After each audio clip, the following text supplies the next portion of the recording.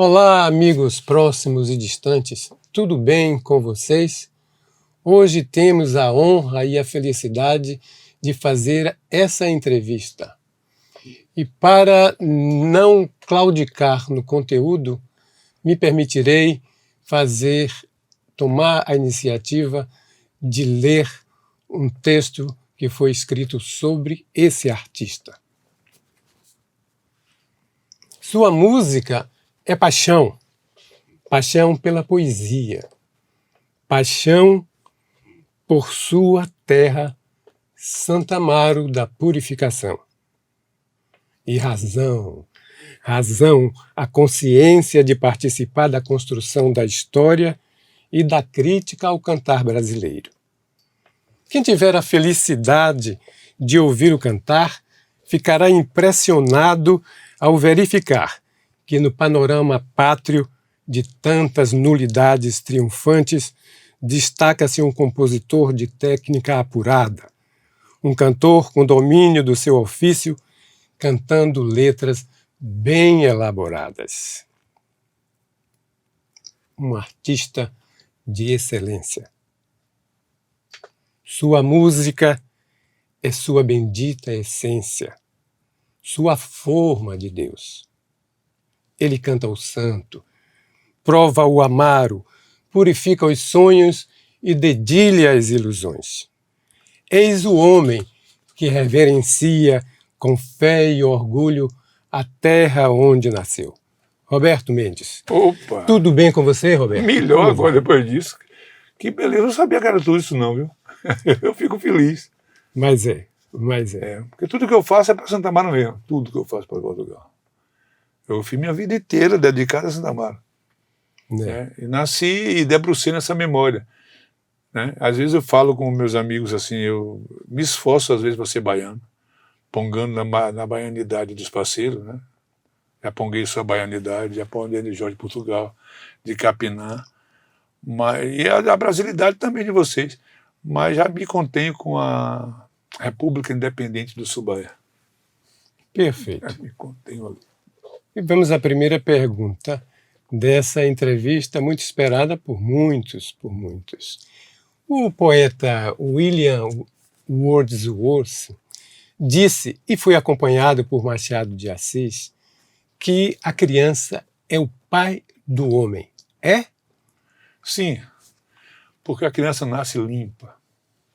E o homem, quando se fala no homem, a criança é crescida. Né? É engraçado isso, porque a criança crescida já adquire os vícios que a vida lhe dá. Né? O tempo que a vida impõe para ele. O homem nasce tão bem, mas morre tão mal. Eu acho que é isso. Eu não cresci a tal ponto de chegar a esse homem, não, porque ainda vivo onde nasci. Mas às vezes a necessidade de sair e negociar com os seus costumes faz com que você fique um pouco duro, né? Eu não precisei passar por isso, mas amigos meus que saíram não conseguem nem mais voltar. Mas tem uma pessoa que eu adoro. Ele morreu em 1933, o Rubem Alves. Sim. Ele dizia o seguinte, ele disse isso, né? Não volte ao lugar, nunca volte ao lugar onde você foi feliz.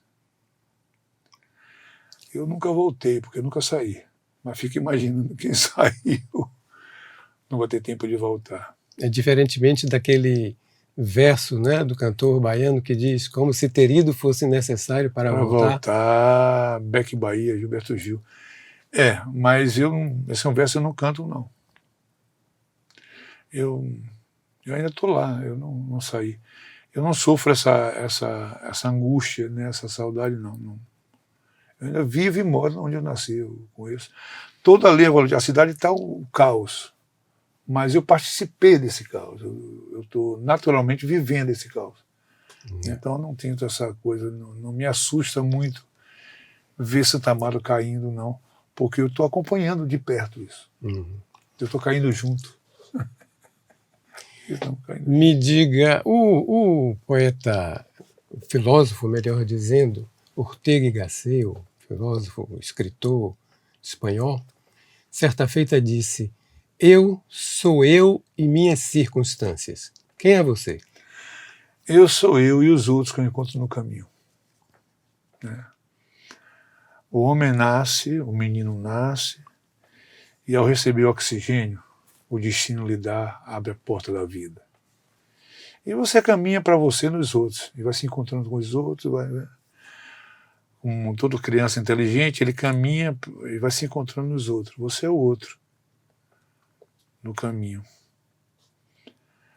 Lá na frente, uma coisa que é necessária, chamada compreensão, segura a inteligência. Né? A primeira parte, primeiro momento crítico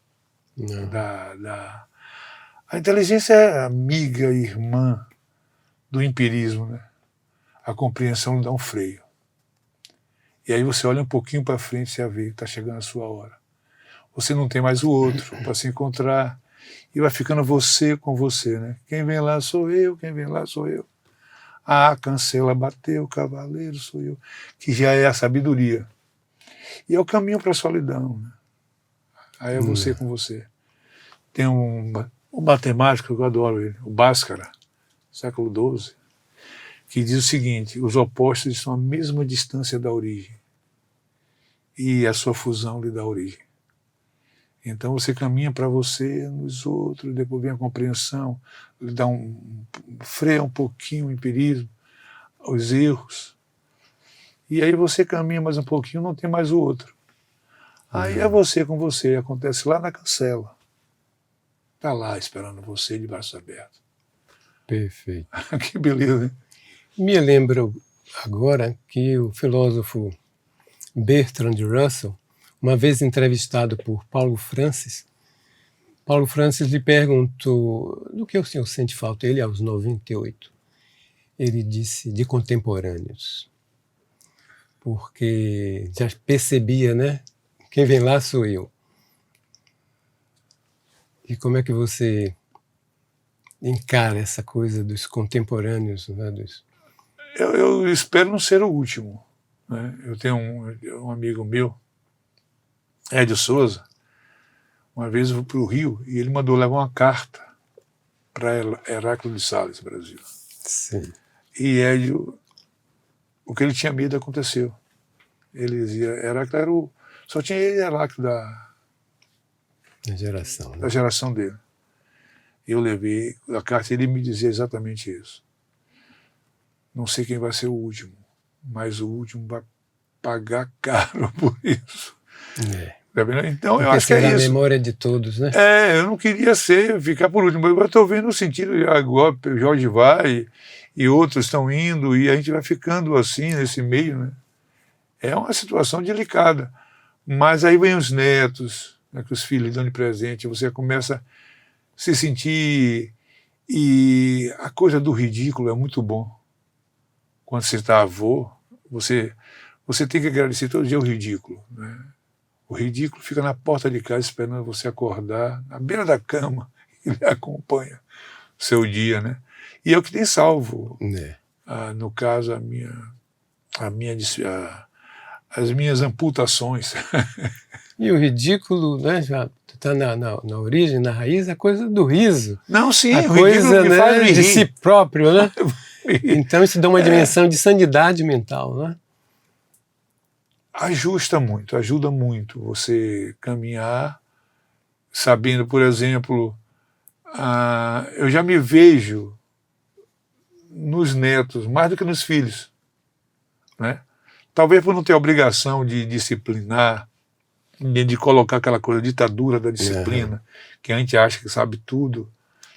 Eu quero assim, faço assim. Que é o absurdo. O neto já descara, não quer mais fazer isso. É desfazer o que os pais fizeram. O avô faz isso. Adalto de Sales Brasil, que você conhecia muito bem, muito. Ele dizia que avô é pai com açúcar. É verdade. E não é isso? Eu já sou uma rapadura. Uma rapadura. Mas é verdade, é verdade. Isso o neto salva muito.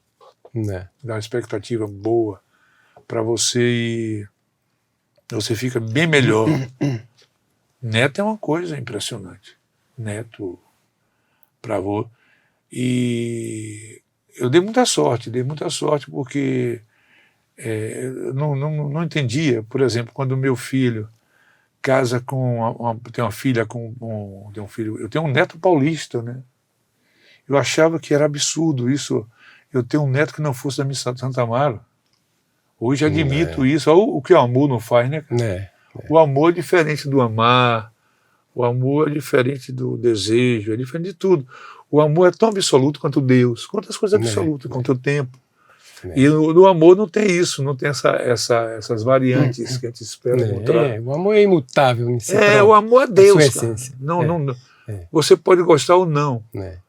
Mas o amor está acima de tudo. Né? E é o que pode redimir, né? Tudo no mundo.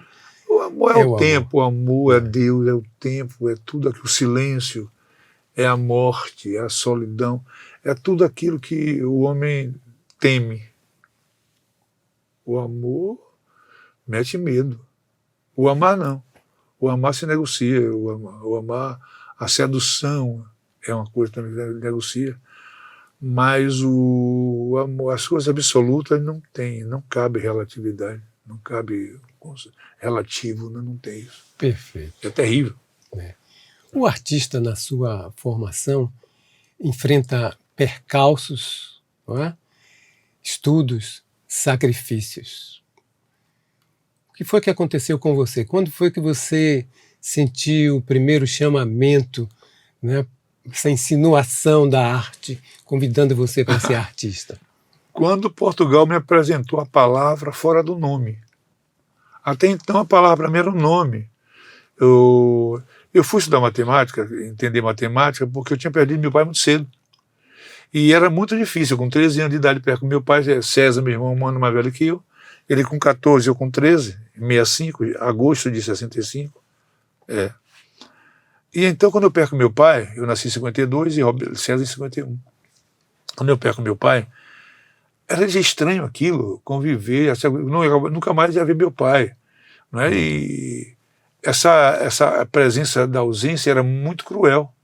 Conviver com todos os dias e eternamente ia ser isso. Eu vou para a matemática em busca de uma equação que minimizasse essa dor, né? E só ia piorando, né? Não tem equação para isso. A equação quer uma igualdade, quer uma definição de tempo. Então a poesia, a música lhe salvou? A palavra fora do nome. Eu não conhecia a palavra, a palavra era o nome, era o significado de alguma coisa. Mas quando Portugal, que era devoto de Krishnamurti, e eu de Jairo Bezerra, Portugal me apertou, ele me salvou. Salvou de todos aqueles que andavam com ele ali. A palavra já vinha, não é? Quando ele dizia assim, somos um ponto de encontro das linhas gerais da comunhão desses hálitos humanos, átomo do ar. Eu não entendia nada. Da nossa consciência múltipla ficaram os restos mortais e a dimensão interna em termos deste nós. Metrificadamente não sentiu a emoção comum, pois no norte do pensar, o ir e o ar farão do verbo e do fluir um amor mental. Ninguém entendia nada. E aí, mas o poeta entendia. Sim, mas o poeta sabia tudo. O poeta sabe tudo. Não é? E aí, vendo Portugal escrevendo isso, eu não entendia nada e achava que entendia tudo porque estava lendo, conhecia a palavra mesmo. Eu não estava falando em russo, em alemão. Eu estava falando em português. E aquele movimento da palavra, né? Até então, meu violão, o que eu tocava de violão, é violão normal, que as pessoas o dó, o ré, mi, fá, escala diatônica, essas coisas. Que a razão, o limite de razão. Onde a razão podia ir, eu fui. Quando ele me mostra uma coisa fora dela, da razão, eu digo, o que é isso? É outra coisa, não era mais o acorde maior, menor, a escala, não tinha explicação. Se descortinou um mundo para você, um outro... Desmoronou tudo. Acabou. Aí eu vim perceber que havia a possibilidade que meu pai não tinha morrido. Não é? A memória ressuscita. Porque Traz de alguém morre quando você mata em você alguém. volta. Então eu digo, meu pai está em mim. Aí já mudou minha vida toda. Mudou tudo. Então, a saudade era natural da coisa material, né, da convivência material, mas não precisava mais. Era como se estivesse chegando em casa, na porta da rua, e aquele corredor imenso no fundo, lá no fundo, meu pai dizendo, já fui. A Agora é com ausência se vocês. fazia presente. A presença da ausência dele passou a ser mais viva em mim. Entendeu? Eu comecei a valorizar mais coisas que eu não entendia. Então não era mais uma coisa. Eu nunca bebi, nunca fumei. Eu queria buscar isso. E Portugal deu de bandeja para todos nós. Então, além desse mestre Portugal, que foi de nós todos, não é? Um dos maiores, eu reputo como um dos maiores compositores do Brasil, da história da música popular Eu não tenho dúvida, brasileira. não tenho dúvida disso, não. Não tenho nenhuma. E escrevendo da maneira natural que ele escrevia, Não. era muito fácil. E ele era, que a gente possa chamar de um clássico escrevendo, porque era tudo no lugar certo. Sim. Certo. Ele era. Sabe? E A palavra inventividade. gostava dele. Gostava. Eu acho que era diferente. Gostava. A palavra adotou ele. Então Ok. ele não fazia nenhum esforço para desenhar esse leito. Né? Era um rio, onde você tem... Quando o poema de Portugal, ele vem assim. Você imagina 5 boias amarradas, uma na outra, e você joga no leito do rio. O tempo é do rio. Mas as boias estão amarradas, elas estão, vamos dizer assim, em comunhão. Então ela saía, olha que beleza. Então quando o tempo de uma boia não atende ao tempo das outras, ou ela encalha, uma boia encalha, as outras pacientemente vão esperar o tempo do rio. O movimento. Para poder sair. Então não tem aquela tensão dada para uma ruptura. E isso me levou a pensar, não, meu pai não morreu, cara. Não é? Houve uma outra coisa aí que não sei o que é, mas que a razão não entende, e que é o mistério.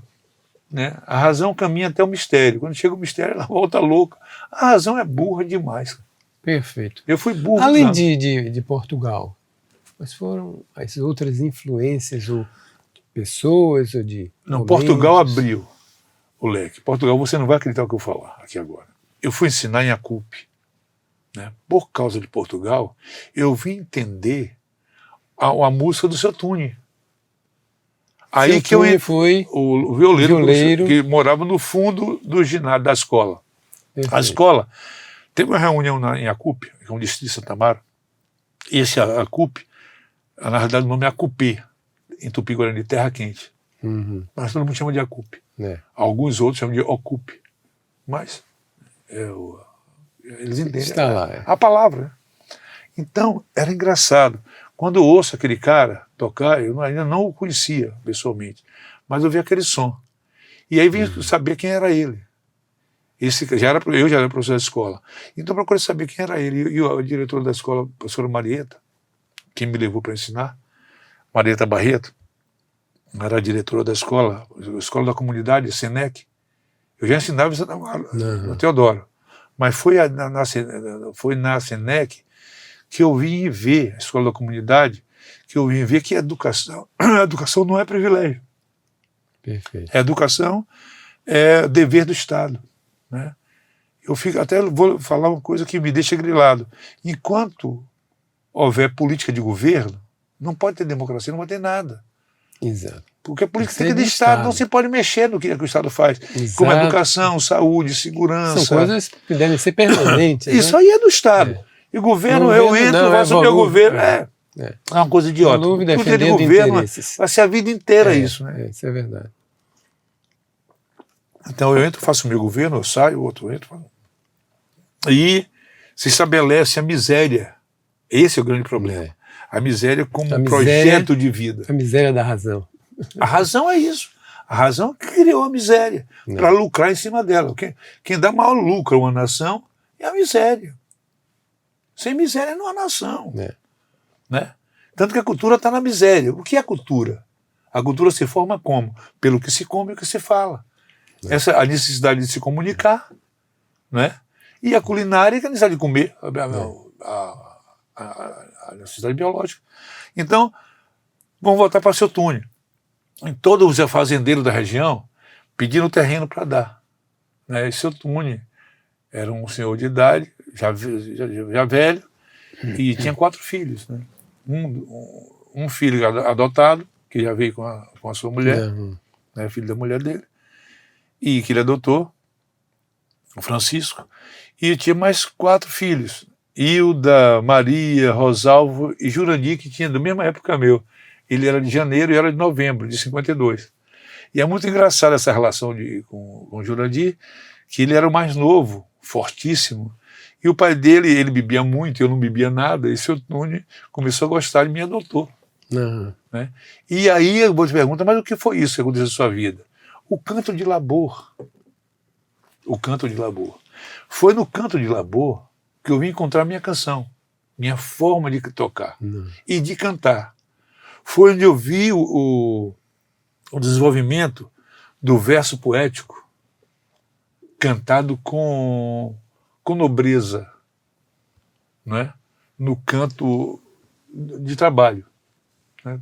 Isso acontece na bata do milho, na bata do feijão, e acontecia nas chulas, em Santa Mara, ali no Recôncavo.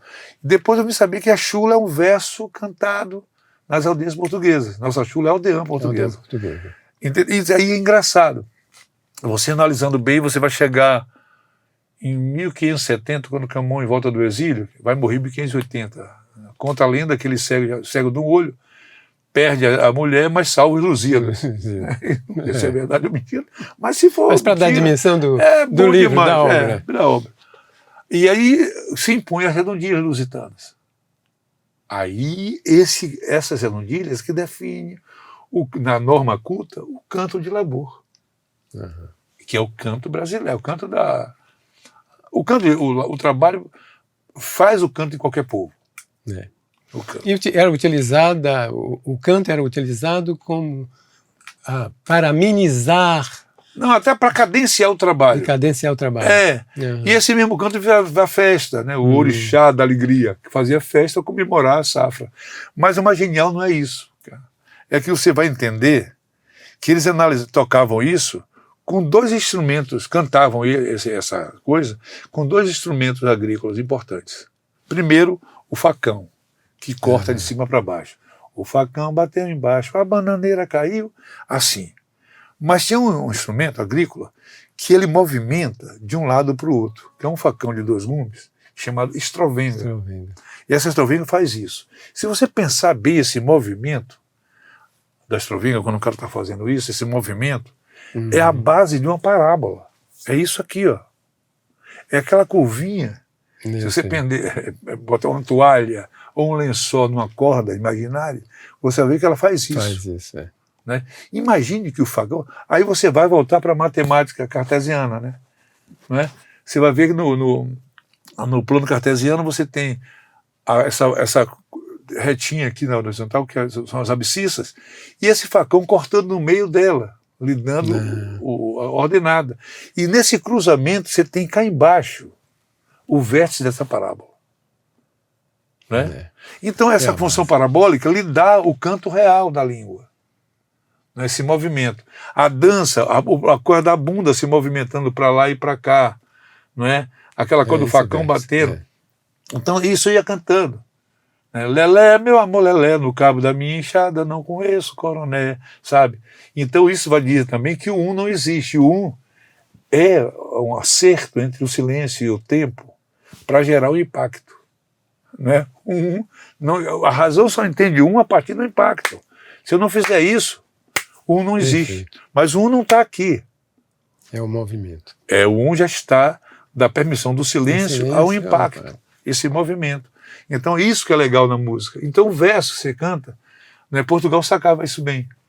Né? Amaranima, amaranima. Ele pega a tônica, muda o acento e lhe dá a condição de pensar nessa curva. Amaranima, amarânima. É o mesmo verso com Aliás, o movimento. com relação a esse verso, me permita, Augusto de Campos ficou encantado, né, com essa música, por conta... Foi em homenagem a eles, né? Foi, né? Em homenagem à poesia concreta, né? E a letra toda é um mapa de Cuba. É um mapa, é uma tripa. É uma cenoura. Assim. Então você vai ver, olhando, ele tinha essa facilidade, conhecendo a língua, mas sabia usá-la da maneira mais natural. Não ficava aquela coisa da língua exemplar, né? Que também é bonito e necessário, não tem nada contra. Mas, e você vê eles cantando, por exemplo, como eles rejeitam uma coisa que a língua, não é da língua, mas se coloca, né? Que são as palavras proparoxítonas, né? Aí você pega o João do Boi para ele falar música, não falava música, ele falava musga. A abóbora é a broba. Né? Ele resolvia tudo assim. Resolve. Então, mas em Portugal não... Ele sacava bem se ele morou numa fazenda, ele foi criado numa fazenda, no Bucumbe, onde o pai dele vendia cana, tinha canavial. Então Portugal herda também disso, ele traz pra gente isso aí. Então facilita. A partir daí, fazer música, para mim foi ótimo. Porque eu queria era isso, eu não sabia escrever. A palavra não é uma coisa, ela sabe o que ela quer. E se eu fosse poeta, não seria músico, não. Eu fazia música para colar nos poetas. Se eu fosse poeta, se eu fosse uma música é uma coisa para mim que eu nem uso violão para compor. Nunca usei violão para compor. Então, aproveitando esse gancho, deixa eu antecipar uma pergunta. Essa questão da música instrumental, não é? E a letra, né, o poema, a letra de música. Então, para se formar uma canção, é necessário que se encontrem, se não me engano. Então, pode-se, porque tem gente que valoriza mais a instrumental e outros que valorizam o texto. Mas a canção é esse encontro feliz, não é? A razão defende mais o instrumental, porque ela precisa do dó, do ré, do fá, mas dos nomes das notas. Perfeito. A poesia não tem, não quer não. A poesia vai de encontro ao nome, né? Imagine se o poeta vai estar preocupado com uma coxia, uma semicoxia. Não está nem ligando para isso, cara. Os caras escrevem música. Por exemplo, nós somos reféns das redondilhas lusitanas, maior ou menor, né? Verso de 7 e verso de 5. A última tônica termina o verso, né? Dá o nome à redondilha, né? Por exemplo, você pai Gonzaga, né? Quando olhei a terra ardendo, qual fogueira de São João, eu perguntei, ei, a Deus do céu, ai. Por que esse ei e esse ai? É o tempo que faltou para completar a redondilha. E a soma das redondilhas lhe dá um verso de 12, que isso acontece na língua francesa, que também é neolatina. Mas é a única que tem o oxítono no final. E tem o verso alexandrino, porque só soma dessas redondilhas, né? As décimas espanholas. Você vê, por exemplo, o mesmo negro que veio para aqui, para o Recôncavo, para Salvador, para Bahia, é o que vai para Cuba, Iorubá. Mas o Ijexá nosso, que vem de Oxobô, né, as culturas das Oxuns, para lá tem outro nome, por causa da língua, por causa das décimas. Chama-se Uauancu, em Cuba. E é o mesmo. Você vai lá, você tem a mesma coisa, não tem diferença. Você tem que ver lá como funciona as santerias, tudo.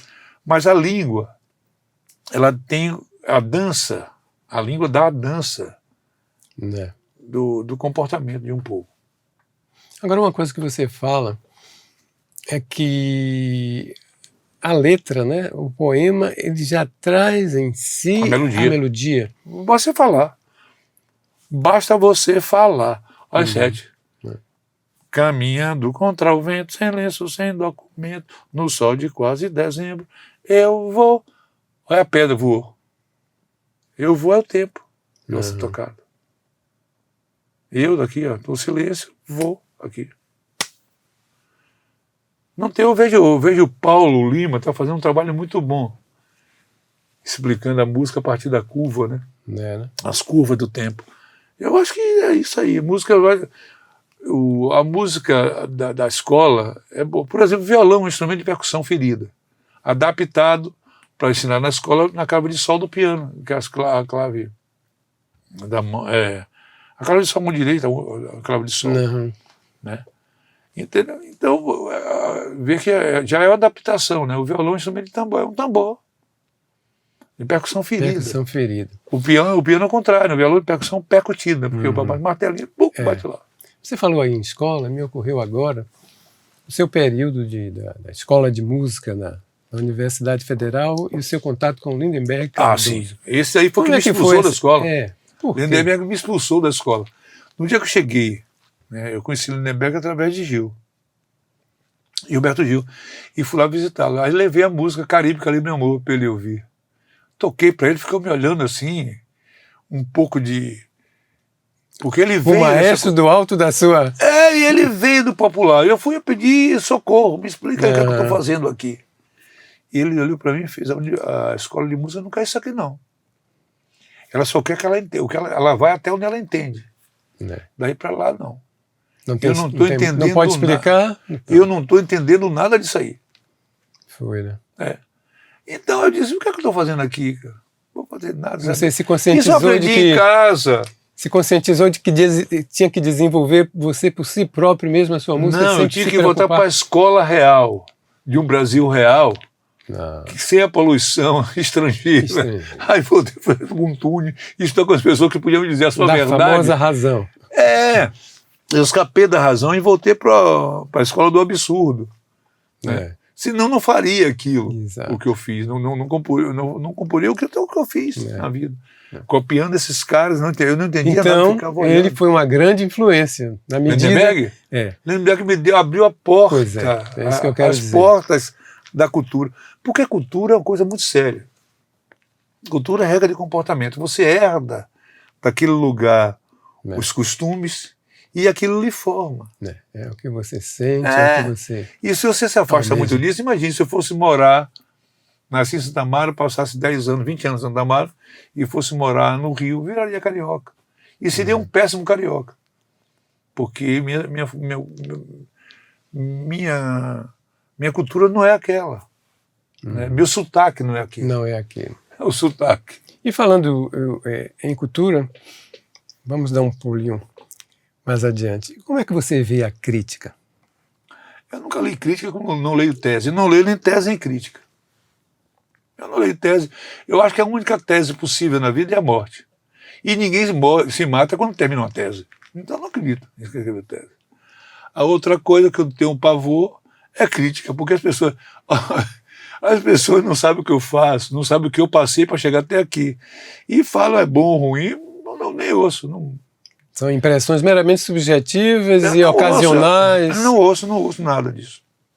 Se eu ouvir, deixaria de fazer o que eu faço. Eu não ouço, não tenho... Não. Eu presto conta, na minha cidade eu presto conta do que fiz, o que faço com a cultura nossa. Então na minha cidade eu não sou artista, eu sou cidadão. Eu sou artista na terra dos outros. Eu já viajo com uma passagem de volta no bolso. Quando sobe num palco. Subo no palco, desço do palco, já tirei a roupa, já vou embora, sou cidadão.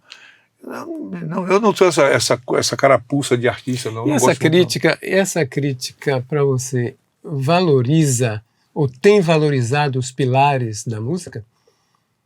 Eu não posso não falar muito disso, porque eu não sou muito bom. Eu não leio crítica, não conheço crítico, não. Eu tenho uma vez eu vi o Caetano falando, a função da crítica é equivocar-se sempre. Eu acho que é a melhor tradução para a crítica. Olha, uma vez eu e Capinã deram um prêmio para a gente aí de música e a conversa era que a melhor música do Brasil foi aquele ali. Eu não fui receber com vergonha, porque a melhor música do Brasil eu conheci músicas tão próximas e até mais estimulantes que a minha. Entendeu? Quem julga isso não sabe o que está falando, fala bobagem. É puramente comercial. E como eu não faço para comércio minha música é para mim. A mesma coisa me ocorre agora com relação àquele linguista Chomsky, que, certa feita, algumas revistas americanas, europeias também, disseram que ele era o maior intelectual do mundo.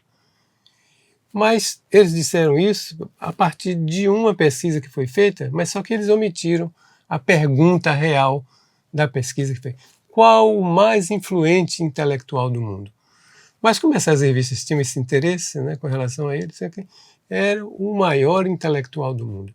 Então são essas falhas que são cometidas de maneira até intencional. Mas tudo isso aí é uma coisa muito louca. Para quem tem interesse de sair da sua terra e viajar para o mundo, vale a pena correr esse risco. Mas eu não tenho o menor interesse em sair de Santa Amaro para ir longe, morar em outro lugar, não tenho. Uhum. Mas meus filhos adorariam fazer isso, viagem. Falam até outra língua, eu não falo língua nenhuma. Não falo outra língua. Quando eu viajo, eu quero tradutor. Fala da música. A língua Não, musical. fala musical, a música da minha terra. Não. Eu não tenho esse negócio não de... Onde eu toco bem mesmo é na minha cidade, lá, porque eu tenho que me esmerar para tocar bem, para dizer, convencer aquele meu vizinho. Você sabe quando eu me senti um grande artista? A primeira vez que eu me senti um grande artista foi quando eu cheguei na casa de João do Boi, né? Que era um na chuleiro, casa de né? um chuleiro, que eu toquei meu violão e João se emocionou e disse, pô, você está lembrando papai. Né? Um Aí reconhecimento que você estava próximo da matriz. É isso aí. Entendeu? Então eu não dá para brincar. Então eu subo no palco, em qualquer lugar do mundo, toco a minha música. E toco com o maior prazer e digo, quem me respalda isso? Na minha cidade, os caras de lá disseram que eu toco bem. Não tem melhor. Então, é bom ou ruim? Para quem é bom ou ruim? Vou tocar. Então, eles, eu posso dizer, né, João do Boi, Alumínio, né, Tune, eles foram suas matrizes e seus pilares. Sim, sim. Além desses pilares, quais os outros da música popular brasileira? Na música popular brasileira tem dois que, para mim, é fundamental, assim. Caymmi e Gonzaga. De acordo. Dois tipos de saudade que você movimenta bem. Caymmi eu já sou. Nasci na Bahia e não tem como não ser Caymmi. Aliás, nós estamos aqui logo, né, aqui ao fundo, não é, Vitor? A rua Bangala. do Bangala, onde Caymmi morou, não é? E nasceu. Que beleza. Aqui, logo aqui ao fundo. Eu tenho um sentimento de Caymmi não ter nascido em Santa Amaro, isso me deixa... Eu sou muito amigo de Dori. A gente conversa sempre. Agora, ultimamente, no falecimento de Nana, a gente conversou muito. Ele me confessou uma coisa que foi terrível. Ele disse, meu amigo, eu passei 9 meses sem chorar. E desagou tudo quando Nana se foi. Porque ele era muito assim, Caymmi, né? Eles eram ligados, né? Uma família bem unida, né? É uma família nobre, né? Especial. Caymmi e Gonzaga. Esses Gonzaga dois são realmente... A Caymmi, gente pode dizer, se a gente for tomar um posicionamento rigoroso, a gente pode dizer que Caymmi e Gonzaga são os grandes pilares da música popular brasileira e o resto é diluição? Eu acho galhos desse grande tronco, desses dois grandes troncos. São galhos. Para se fazer música bem no Brasil, tem que imitar esses dois caras bem. Eu imito bem. Caymmi e Gonzaga. Eu imito perfeitamente. É aquela classificação de Ezra Pound que fala, né, que tem um inventor, um criador, mas até o outro que é apenas um propagador. Não é? Reproduz, né? Reproduz. Que reproduz. Eu não quero dizer que Caymmi não reproduzia, não. Caymmi tem uma coisa genial. E Gonzaga, quando eles foram cantados por outras pessoas, né, até então Caymmi você não sentia a força dele. Mas o próprio Caymmi diz, não, eu tenho que gravar minha música, porque é a matriz. Então foi, quando ele começa a gravar, eu vi Chico também fez isso, Chico Buarque. Ele era compositor de intérpretes, né? E depois ele disse, não, se eu canto a minha música, eu gosto. Tem alguém melhor que canta, gosta, né? Alguém vai gostar. Então, até nisso eu copiei o Caymmi. Eu gosto de cantar minhas músicas, eu gosto de tocar do meu jeito. Tem pessoas que gostam, outros detestam, mas o que é que eu posso fazer? Eu adoro. Perfeito. Agora eu pergunto assim, né, buscando uma autocrítica, uma autoavaliação, assim, como é que você vê a sua arte, né? Ela é útil? Será que a sua arte é a arte de modo geral? Será que nos ajuda a suportar a vida ou tem outra função? Eu vejo arte como um artifício. Eu vejo arte como uma exceção. Eu não vejo arte. Eu vejo arte como bula de remédio. tem prazo de validade. Ajuda aqui, ajuda ali, ameniza aqui, um prazo de validade. Ali. Eu acho que uma boa arte ela tem que ser bem fundamentada na cultura. Ela tem que ser bem fundamentada, ela tem que ser bem respaldada pela cultura. Uhum. Então, a cultura como regra de comportamento. Como regra de comportamento. A arte é digamos assim, é uma tentativa de entendimento. Eu acho que a arte é uma criação de uma variante dessa unidade chamada humanidade. Perfeito, que não é nada, é um nada. Imagine eu diante da humanidade. Nada. O que é que você chamaria de um artista bem-sucedido? Aquele que está em paz. Eu sou um artista bem-sucedido. Eu sou exemplo de um bom artista. Não comprometo meu trabalho com nada, não faço concessão. Toco o que quero, como quero. E se a plateia gosta, eu adoro. Se não gosta, adoro também. Não posso fazer nada. Paciência, meu compromisso é com minha música. Eu não tenho um compromisso com se vai vender, se não vai vender. Não é o meu jeito. Eu não vendo, eu faço. Perfeito. E essa música, será que tem poder de transformar o mundo, como, por exemplo, se fala Beatles, rock, será que transformar o mundo? A música tem esse poder? Eu acho que a música transforma quem faz, não quem ouve. Eu evoluí muito. Eu tenho uma música como minha referência, eu gosto da música. Eu gosto de música, né? Daquela que me diz aquilo que eu preciso ouvir. E a música é como um bálsamo mesmo, uma coisa que ela vai resolver, me faz rir, me faz chorar. Isso do ponto de vista do criador, mas será que ela não... Eu gosto da música do outro. Não faz reflexos? Vai! Às vezes eu faço uma música e, por exemplo, você não acha que eu canto... Quando eu canto Gonzaga, eu penso que a música é minha, eu não sei tocar a música dos outros. Primeiro que meu irmão diz, mas Roberto, você não respeita a melodia. Ele acha que tem a melodia real. Eu não acredito em melodia real. Né? Cada dia, quando eu acordo de manhã, eu acordo com outra pessoa. Eu acordo, eu já matei o de ontem. Então você, nesse sentido, você não está muito preocupado, como a maioria dos cantores, com o que a plateia, ou com o que o ouvinte vai, porque se você muda sempre a forma de cantar, a pessoa está esperando aquela gravação original. Mas você não está preocupado com isso? É o que eu gravei? O que eu gravei é eu sepulto. Quando você grava a música, você mata. Aliás, o João Gilberto faz isso, né? A mesma música ele gravou várias vezes. Eu imagine, rapaz. Eu não vou obedecer a correnteza do Rio, eu vou ficar marcando onde eu... Quem sabe entrar no Rio e vai entrar 2 vezes no mesmo lugar? Não sabe, não. Ninguém sabe isso, não. Isso é maluquice, isso é uma coisa mais empresarial.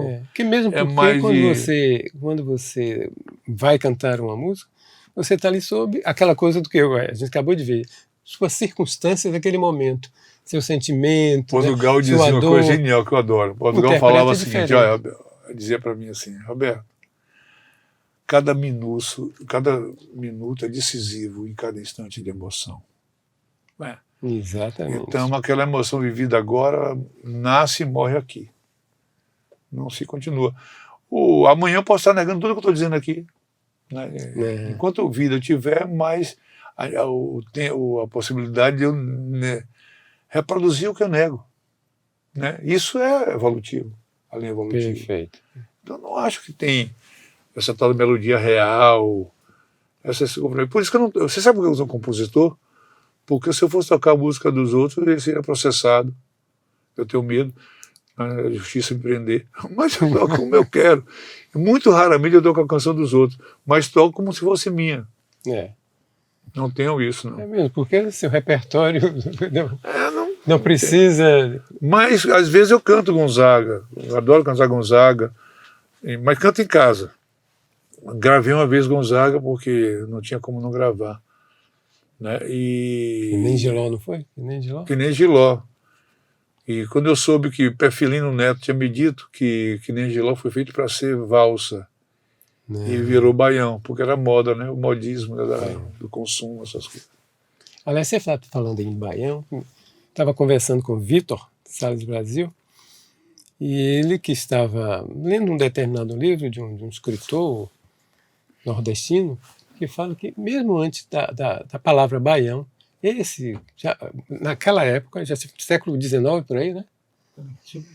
Já se fala, falando sobre a Xuxa, se falava em baiano, tipo, Sim. o ritmo, né? O ritmo baiano. Baiano. Antes de se falar em Mas o Gonzaga, baiano. tem uma gravação de Gonzaga, uma entrevista que Pé Felino, né? Também tem isso lá. É só procurar Pé Felino.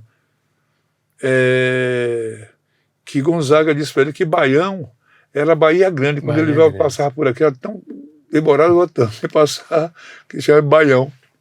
Baião. Que Baião danado é esse, rapaz? Não é Bahia, já é um universo. É o universo. Atravessar esse imenso.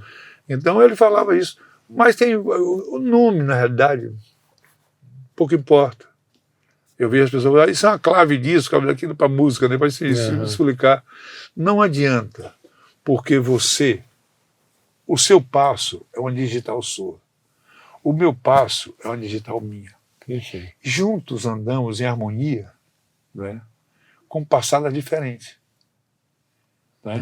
E essa coincidência do passo vai se dar em algum momento. Daí se define a clave, o tempo, né? E vocês conhecem uma coisa pior do que andar em fila indiana, né? É tão burro, esse negócio bem militar, né? Andar em fila indiana marchando.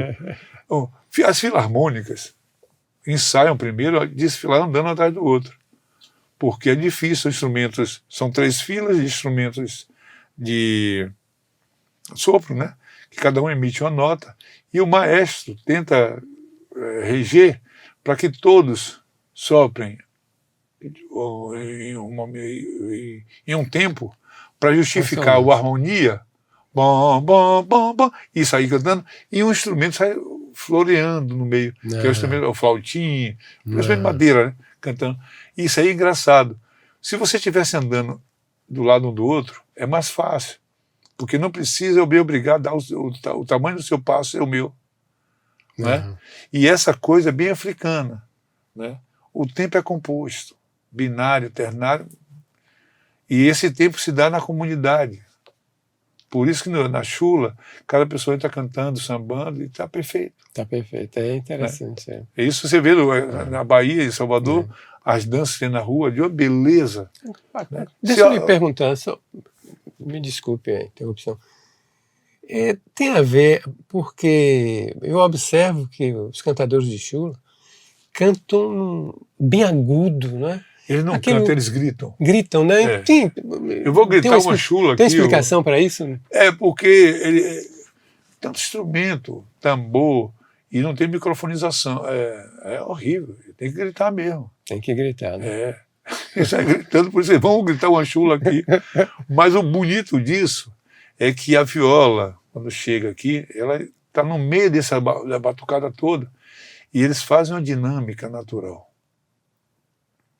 para se ouvir. Eles tocam lindo e vê que isso já existe naturalmente.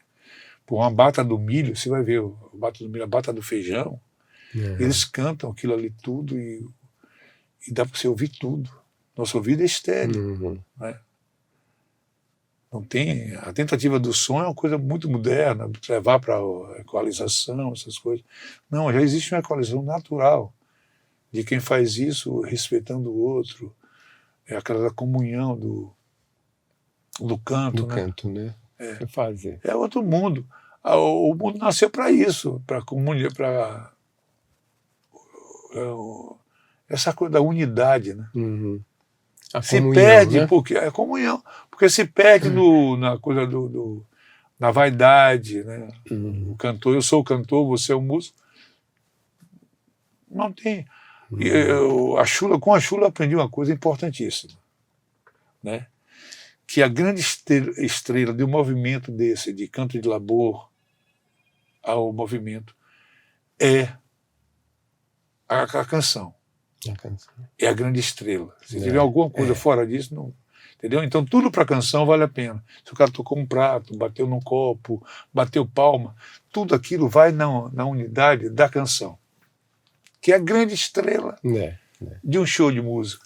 Ela própria. Se tiver alguma coisa ali, tá errado.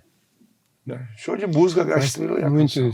Muitos artistas, né? Muitas nulidades triunfantes, não compreendem isso, né? Não devem entender, mas aí é música nobre. Né? Não é música de quando eu falo de um palco. Eu vejo artista pega o músico, bota ele sem luz, né? O cara sacrificando para tocar aquilo, e bota toda a luz em cima da grande estrela, como se fosse ela representasse aquilo. Né? Aquilo é ridículo, eu não tenho paciência para isso, não. Perfeito. Toda a cidade, seja ela real ou ficcional, né, como a literatura, tem suas figuras, seus personagens singulares e malucos. Eu adianto mais. Ariano Suassuna os adorava.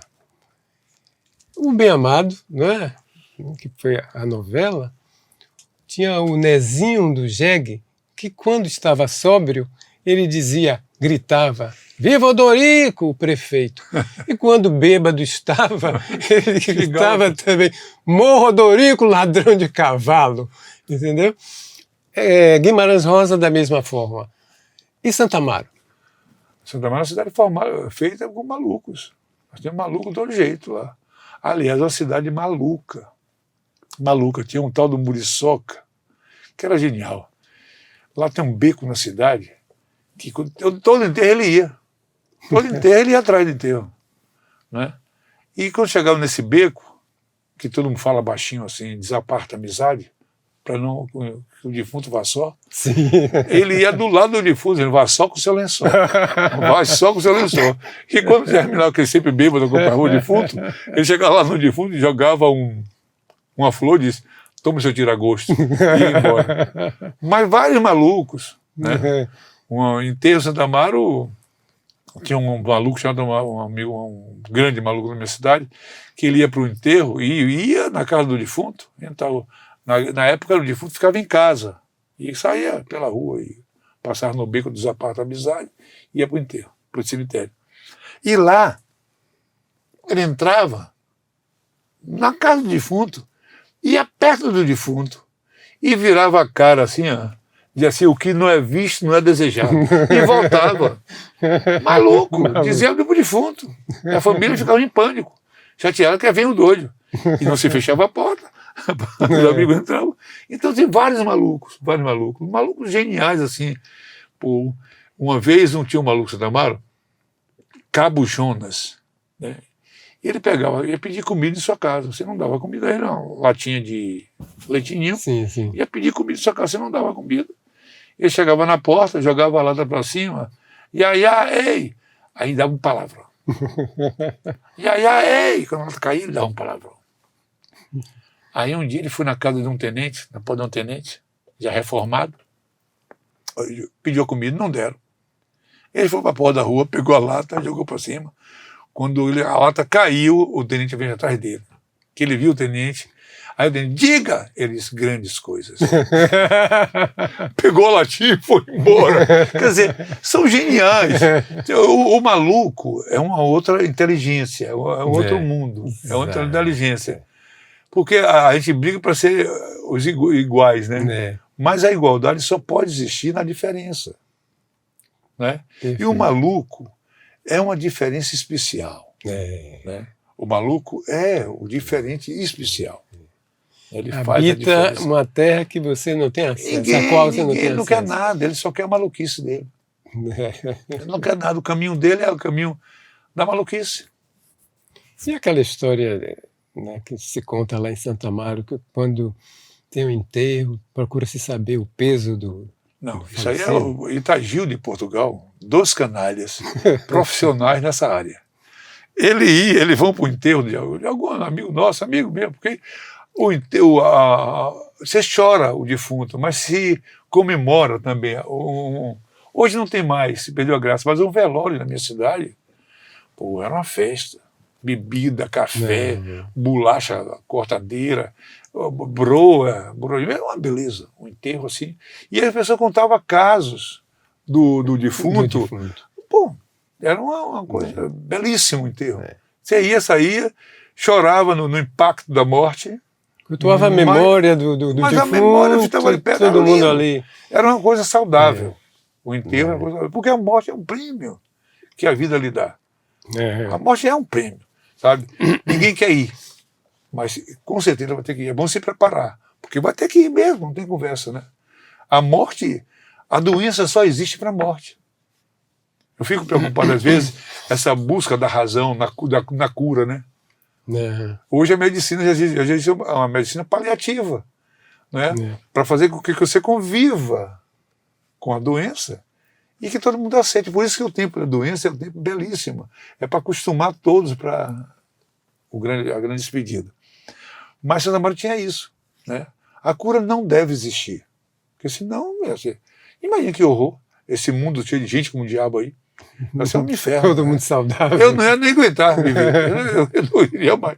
Ia dar um jeito. Vai lembrar. Ia pegar um foguete. Ia acontecer com todos o que Petrônio conta, né, no Satiricon, na abertura, né, tem lá um trechinho, que ele diz, né, e a meninada em torno da Sibila dentro de uma ampulheta, já pequenininha, quase diminuta, e a meninada perguntava, o que queres, Sibila? Ela dizia, quero morrer, porque ela pediu a vida eterna. A vida eterna.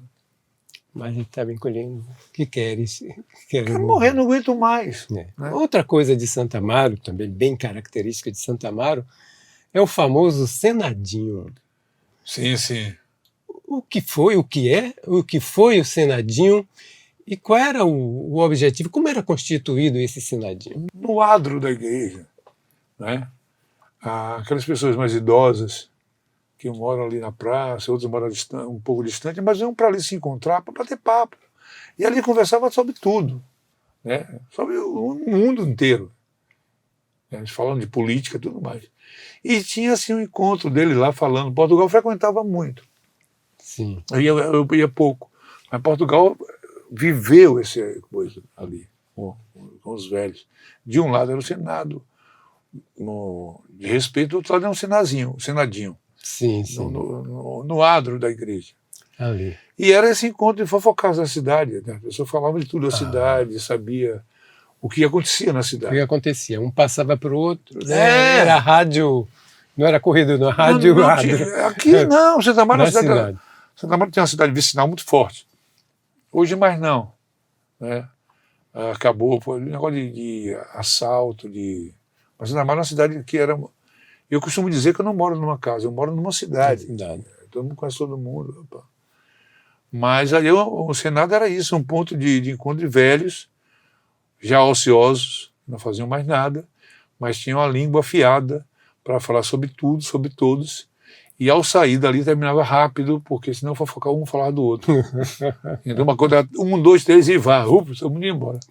Para não ficar ali. Para não ficar junto, para não falar. Mas tinha o Senado e o Senadinho. O Senado falava só de coisas políticas, coisas sérias. Sérias e também coisas de várias celebrações.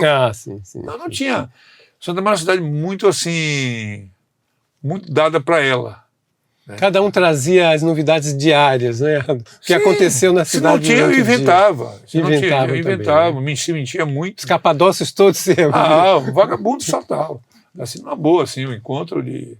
Mas uma coisa fértil, uma coisa bonita. E aquilo era bom que mantinha a sanidade, né, da cidade. E a sociedade vicinal também. É um povo que está perto. Entre eles mesmos. Né? Que coisa bacana. É uma coisa... Hoje não tem mais, a cidade perdeu muito disso. Todo mundo fica dentro de casa por conta da violência, vendo televisão. Antigamente, 6 da tarde, as pessoas entravam para tomar sopa e depois voltavam para fazer um pouquinho em casa, na porta, e a cadeira ficava na porta. Não tinha muita coisa aqui. A cidade, todo mundo se conhecia. Tá? Mas você ia contar uma história aí de Portugal? Do enterro, não, Portugal e Itagildo, dos Capadócios, ficava para saber se o defunto, como não tinha velório, saía da casa. Era da casa mesmo, a pessoa morava no Bonfim, saia do Bonfim. Longe como o diabo do cemitério. E aí, aí, quando morria, Portugal e Tragildos perguntava sempre assim, vem cá, como é que tá o defunto? Morreu forte, se morreu gordo, se morreu com o corpo todo, ou morreu abatido. Aí eu dizia, pô, e apareceu, morreu magro, o cara estava muito triste, muito abatido. Tá? Mas tinha famílias, ainda tem família que adoram um caixão pesado, caixão de madeira, e chanfrado, assim, que você pega, fica cortando, é um horror. E aí quem segura na cabeça do defunto pega um peso desgraçado. Rapaz, pesa muito. E eles iam para o enterro. Numa desse enterro de um amigo nosso, eu fui com ele, mas me descuidei. E na descida do defunto, eu segurei para ajudar um amigo meu que não podia descer. Estava perto do defunto, eu fui segurando. Quando eu cheguei embaixo, Portugal e Tragildo, do meu lado assim, se campou. Eu disse, por quê, rapaz? Se campou, ninguém vai pegar aí não, tá pesado demais. Estava pesado. Muito pesado. E aí fui andando. Aí, Portugal, Tragildo, vem cá. Ele de lá assim, ó, tá pesado. Tá muito pesado. E vão atrás, rapaz. Aí eu não aguentei, chamei, me ajuda aqui, cara, não dá pra levar. Eu não tenho estrutura física para carregar esse homem até lá fora, não. E eu fui levando. Não, e eles atrás, eles vão do lado, eles iam do lado falando. Tá pesado, hein? E pro outro lado, tá pesado, né? Ah, o canalha, rapaz. Mas tudo isso é feito assim, no gol de amigos, rapaz, vai fazendo. Entendeu? Mas é engraçado. O mesmo cara que chorou lá, o Itagil estava mal chorando, botou chorando, mas se lembrava de algumas esculhambações e fazia. Até hoje não tem mais graça, de enterro ficou uma coisa... Na minha cidade teve um enterro, onde o cortejo era uma charanga, cantando corre, corre, lambretinha, com o defunto. Não é brincadeira não. É uma cidade maluca. Totalmente maluca. É uma cidade genial, assim, nesse particular de alegria, de festividade, uma coisa brilhante. É um povo... gosta de fazer a farra, gosta de fazer tudo isso, embora sinta profundamente a saudade, a morte do amigo, mas sempre tem uma esculhambação no meio. Pois é. Tem uma fábula, né, do sapo que ele diz que o céu era um buraquinho no seu teto, né? Que ele vivia, né? O céu no... E Santa Amaro, com relação ao mundo, o mundo, digamos... Para o santamarense... Para ver o Santa... Para o santamarense, sem brincadeira. Para o santamarense, o mundo é periférico, é periferia. É isso que eu quero dizer. É impressionante, é impressionante. O santamarense adora Santa Amaro. O mundo pelo teto de Santo Amaro. Adora Santa Amaro. O santamarense adora Santa Amaro. Impressionante. Pode até brigar por lá dentro, mas Santa Marense é uma coisa, uma paixão. Eu vou lhe dizer uma história. O pai de Adroaldo Ribeiro Costa, tinha mais dois irmãos de Adroaldo, ele fundou um ginásio, primeiro ginásio do interior da Bahia, Santa Marense, Seu Vidu, para que os filhos não fossem para Salvador. E virou a escola Santa Amaro, primeira escola do ginásio do interior da Bahia. É um pessoal barrista. Né? E a educação, aquela coisa da música que toda a família, né? Não, na década de 30, Santa Maria é o segundo maior município da Bahia, só para ir para Salvador. Eu estou falando de Pedrão, quando a Lagoinha pertencia a Iambupe, a Salbara, Bom Jardim, Birimbau, Lapa, que é Amélia Rodrigues. São 13 distritos dessa dimensão. Pertenciam. São Francisco do Conde também? Não, São Francisco do Conde, Cachoeira não fazia parte. Não, era distrito também, era município.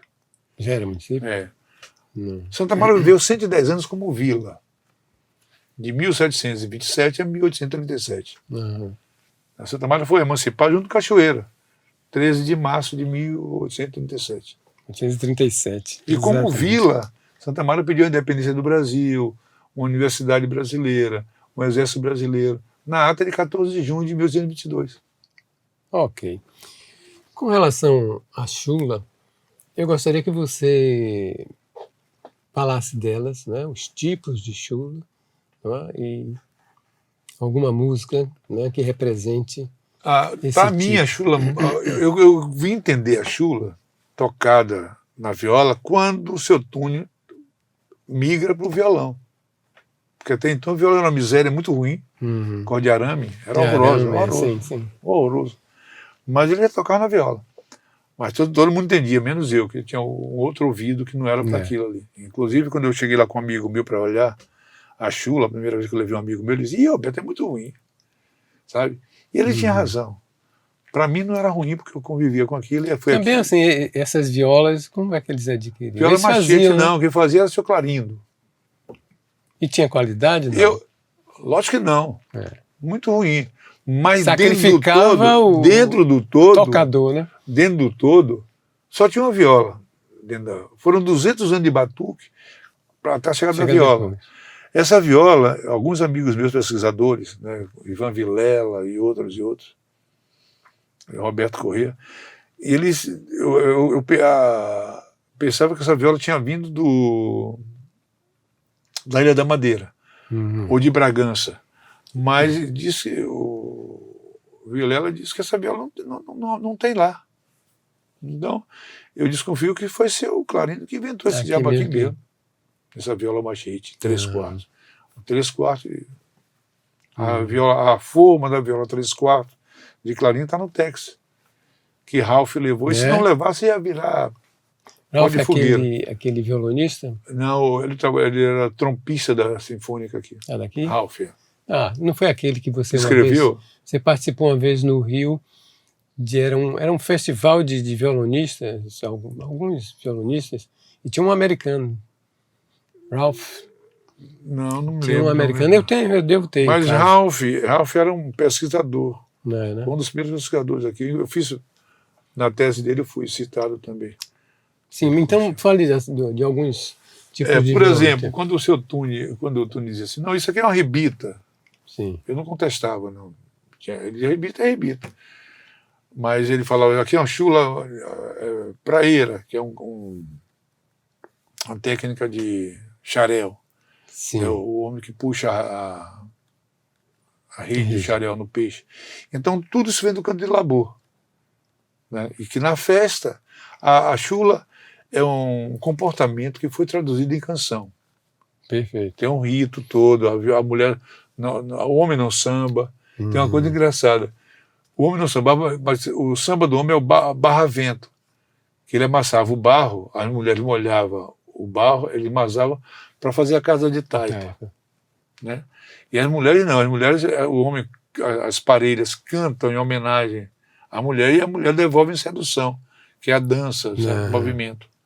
Tanto que a palavra bunda é a palavra do quibundo, não é uma palavra portuguesa. Não é portuguesa. É quibundo, vem do quibundo. E o semba, que é a ritmia, ela significa um giro em torno do umbigo. Tem samba também em quibundo, mas tem samba também em umbundo, que é a oração, alegria, agitação. Então acho que aqui no Brasil ficou samba como... E em Cuba Cuba não tem samba, não. Não tem samba, mas tem o Auancur, sim, que é uma ritmia, o Ijexá nosso lá, que vem da cidade de Oxobô, onde se cultua as Oxuns. Porque a origem é toda a mesma, né? A origem e o negro que vai para lá, mas pela colonização espanhola, é diferente das redondilhas. Né? Lá, assim, as décimas em Cuba. E as décimas, a entonação é outra. Então inverte a clave. O que é aqui Ijexá, lá passa a ser o Auancur. É uma coisa muito... Eu falei de uma das chulas e tal, e de qual tipo? Por exemplo... Se fala muito aqui samba de roda. Samba de roda está para a chula, assim como o afoxé está para o candomblé. O afoxé é a parte profana do rito candomblé. O samba de roda já é o samba corrido. É o samba quando sai do rito. Né? Só a mulher que se dança, o homem canta enaltecendo a beleza da mulher. Só isso. E aí, quando acontece, cai embaixo. Isso aí. Então, samba de roda está. Agora, é uma coisa linda isso, você imaginar. Você viu o Tune tocar e eles não cantam, mas sussurram com você. Você vê como as culturas elas se formam é uma só. Eu chego a dizer que a chula está para a doçura da cana-de-açúcar, como o blues está para o algodão. A leveza do algodão. Então, se você observar bem, o João do Boi era um Robert Johnson. Né? Na maneira singular de propor um canto. Exatamente. O Delta Blues é uma chula. É meio louco. Mas você vai ver que o homem, na realidade, é um só. Exatamente. O que diferencia um homem do outro é o que ele comeu e o que ele falou. Aí você pode dizer também que o blues também é uma canção que vem do comportamento, né? Quer dizer, de negro. Do comportamento de negro em forma de canção. É aquilo que eu falei, foi uma proporção direta. Não é? Você tem a chula, a lavoura cana-de-açúcar, o blues, a lavoura do algodão. E você vê a leveza de um de outro, a dor de cada uma, né? Como eles dimensionam a dor na doçura e na leveza. Perfeito, perfeito. Você há de se lembrar de Stanislau Ponte Preta, o Sérgio Porto. Sérgio Porto. Que na década de 60, né, naquele período da ditadura... O Cruzeiro, não? Era aquele jornal? Tinha uma revista? Não me lembro. Não. O Cruzeiro? Tinha o Cruzeiro, escrevia no Cruzeiro. Eu sei. Tinha outro também, que era da Manchete. Não vou lembrar, não, mas também era o Cruzeiro. Mas é o Cruzeiro. Mas ele publicava em jornal mesmo, né? Jornal do Brasil, era um todo dia, muito famoso. Então, lá naquele período, né, da década de 60, todas as bobagens que aconteciam, ele começou a registrar, né, afrontar inclusive, né, os militares. Ele era muito corajoso, e ele criou o FEBEAPA, que é o Festival de Besteira que Assola o País. Eu lhe pergunto, quais são as besteiras que assolam a Bahia, o Brasil e o mundo? Eu vou um pouquinho mais longe. Existe um provérbio, acho que é chinês, que diz que a arte é o espelho da sociedade. Então a bobagem está na arte. É a sociedade, coitado. Você falando especificamente de arte, mas em termos de sociedade, né? A sociedade tem na arte o seu espelho. Reflete. Não tem outra coisa. Aí entra a academia, entra... É a coisa da imprudência da razão. Imprudência. O homem é imprudente. Ele, por exemplo, tudo que acontecia, né, que era bobagem, nonsense, ele escrevia e fazia parte do FEBEAPA. Então, diz que Ibrahim Suede, uma vez, apresentando, né, na televisão, ele fez: o meu programa vai todas as terças e quintas diariamente. Imagina. Aí ele registrou. Não era nem redundante, era burrice mesmo. É uma dessas, só como exemplo, né? Mas por quê? Quando você dá, repare, chance de valorização, né? O NV das pessoas é absurdo. Né? As pessoas querem elogio. O mundo do artista é um mundo tautológico, onde a mentira da mentira é verdade, embora seja mentira. Entendeu? Então, eu não conheço um artista que você diga que ele é gênio e que ele se aborreça. Eu não conheço. Né? Os caras não sabem o tempo que a gente passa estudando para tocar isso que a gente faz, o tempo que eu passo imitando um ou outro. É verdade. Aí, é gênio do diabo, é trabalho. Trabalho com o diabo, estudo o dia inteiro para chegar onde eu cheguei. Que na genialidade, eu nunca vi um gênio. Eu sou genioso, isso é verdade. Mas gênio... Ariano Suassuna, uma figura extraordinária, ele uma vez disse que estava lendo, não sei se Folha de São Paulo, o Estado de São Paulo, no qual um crítico de música estava apreciando Elogiando o garoto lá. o Chimbinha do Calypso. E o jornalista dizia que o Chimbinha era um gênio. Isso, o Suassuna disse, olha, O que é que ele vai dizer? eu não sei qual o conceito que ele tem de gênio, entendeu? Porque se Chimbinha é gênio, o que é que eu vou chamar Beethoven? Imagina. Tem que inventar outra coisa. Tem que inventar Outra palavra, um outro nome, não né? tem sentido. Mas assim... Não, isso é muito comum, fazer isso. É, né? a vulgarização dos termos hoje, né? Porque você não sabe quando eu fiz o festival dos festivais, né, eu vi o Nelson Mota dizer assim, ó, o pessoal da Bahia, o menino da Bahia, Roberto Mendes, Jorge de Portugal, vamos ver, mais ou menos isso. Vem apresentando uma levada, já é uma coisa estranha, uma levada, e tipo, ele fala assim, uma chula angolana. Eu fiquei assustado e eu ainda perdi tempo, fui estudar, ver se Angola tinha chula mesmo. Nunca teve. Mas Nelson Mota, ele tinha poder de mentir, e a mentira, esse é o problema. Da mentira dita porque tem poder para mentir. Exato. E nós vivemos isso, a sociedade é vítima desses idiotas que têm o poder de falar... De influenciar, né? Até falando bobagem. Dita moda e tal. Agora, quando você chega à idade da razão, né, que você começa a pensar com a sua própria cabeça, não é? E que você tem uma valorização maior da intuição, da sensibilidade, e me faz lembrar Goethe, que no leito de morte, e disse, pedindo para abrir as cortinas, luz, mais luz, quero luz. Eu faço uma associação com a idade da razão, não é? Que você chega, não é, à claridade. Como é que você vê isso? Eu vou um pouco além. Eu não acho que é a idade da razão, não. Eu acho que é a idade da sabedoria. Mas a sabedoria não chega para... Aí, nesse caso, já a não... sabedoria grau é o estágio final. O estágio final da vida. A razão, ela não amadurece. Você quer luz para ver, clarear a razão. Nesse momento que você está caminhando para você, naquele momento que você não tem mais muita coisa que fazer, a não ser revisar o que falta para corrigir, para poder ter paz para ir embora, arrumando as malas, as últimas coisas, botando a mala para ir embora. Aí é que está o lance. A sabedoria, ela chega na hora que não cabe mais nada.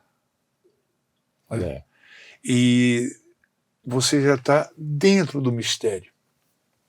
É quando você compreende que quem vem lá sou eu. É isso aí. É o encontro de você com você. É o encontro de você com a reprodução de tudo que você negou. Aí não tem mais jeito. Aí agora é a plenitude. Não tem como, não tem como. A razão, o limite dela é muito pequeno. A razão ela não amadurece. A razão, você sabe que a razão ela fica dentro da inteligência. A razão é fruto da inteligência. É uma invenção da inteligência. Claro. Perfeito. Para justificar até os absurdos que a inteligência criou. O medo de... Por que a criança não tem noção de perigo? Você acha que uma pessoa velha que não tem noção de perigo ou é maluco ou retardamento total. Então, para quem amadurece, que caminha para a sabedoria, tudo que a razão criou, a compreensão retém. Você só vai para a sabedoria se a compreensão lhe der essa chance. Porque a razão lhe persegue. Eu tenho razão, eu tenho razão, eu tenho razão. Não acaba nunca. Você tem que entender que a razão, você tem que matar a razão para chegar à sabedoria, através da compreensão para chegar à sabedoria. Senão não vai adiantar.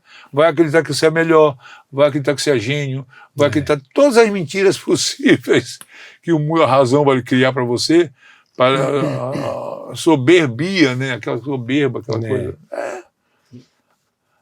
Você não acredita. Hoje, às vezes, os meninos me ligam e falam, mestre, mestre. Há poucos dias aí me ofereceram para ganhar um prêmio, um negócio de doutor honoris causa. Pô, seria uma coisa estúpida eu ganhar honoris causa, como toda a minha cidade sabe de quem eu copiei tudo isso que eu fiz. Não. Honoris causa de quê? Por quê? É. Tem lá os filhos de Túnio, dá a ela. É. Dá o filho de Tavinho, a filha do irmão dele, de Frade. Por que a mim?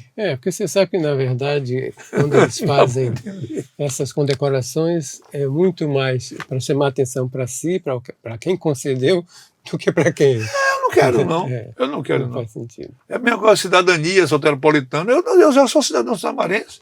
Exato. 2 cidadanias. Eu não aguento com uma. Já me viro para sustentar a minha que eu tenho. Para que outra? Não quero nada mais.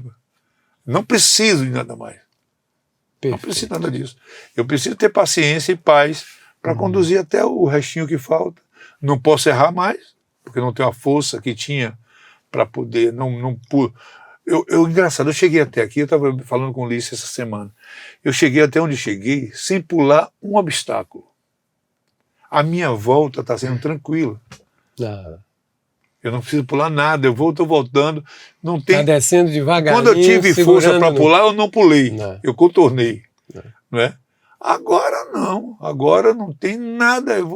Por isso que eu não fico doente, eu não tomo remédio, eu não tenho nenhum problema de saúde, eu não tomo remédio nenhum.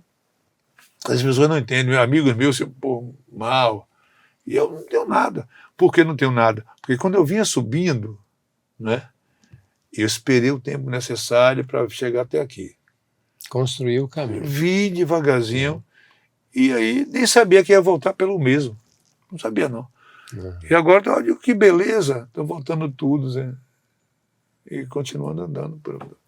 Eu acho que eu dei sorte, mas também foi muita coisa da compreensão do meu pai.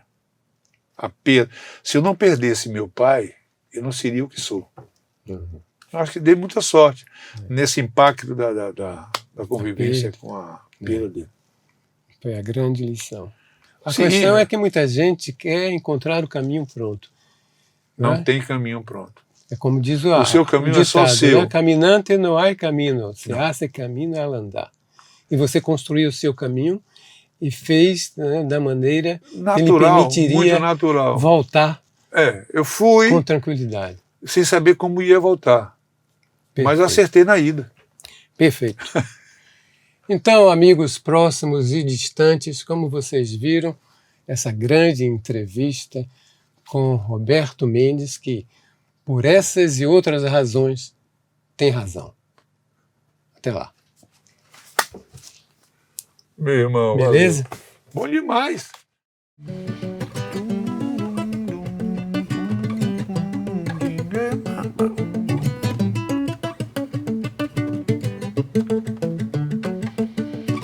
Quanto mais a gente ensina, mais aprende o que ensinou.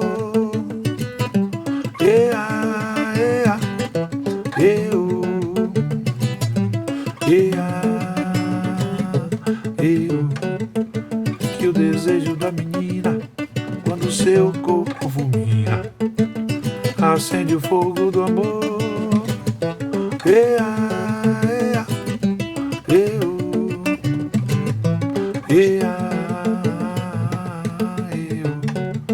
E a sensação divina de dominar quem domina é que cura qualquer dor.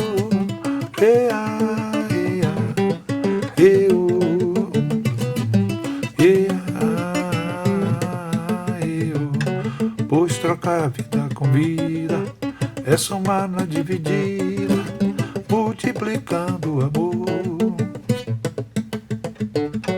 Pra que o sonho dessa gente não seja mais afluente do medo que desagu. Ea, ea, eu, ea, eu, ea, ea, eu, ea, eu. Pode bom, pode bom, pode bom, pode bom, pode bom, pode bom, pode bom, pode bom, pode bom,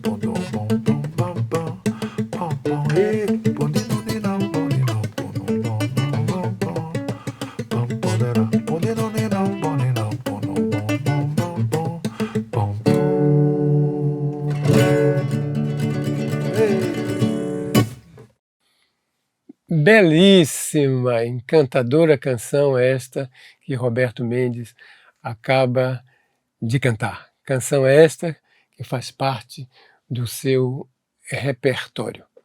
Me permito também ler algumas palavras ditas por Roberto em um determinado momento e que definem a sua arte e o seu ofício. Antes, via muito por outros olhares, incluindo dos ídolos, que filtravam e direcionavam muita coisa, principalmente quando jovem.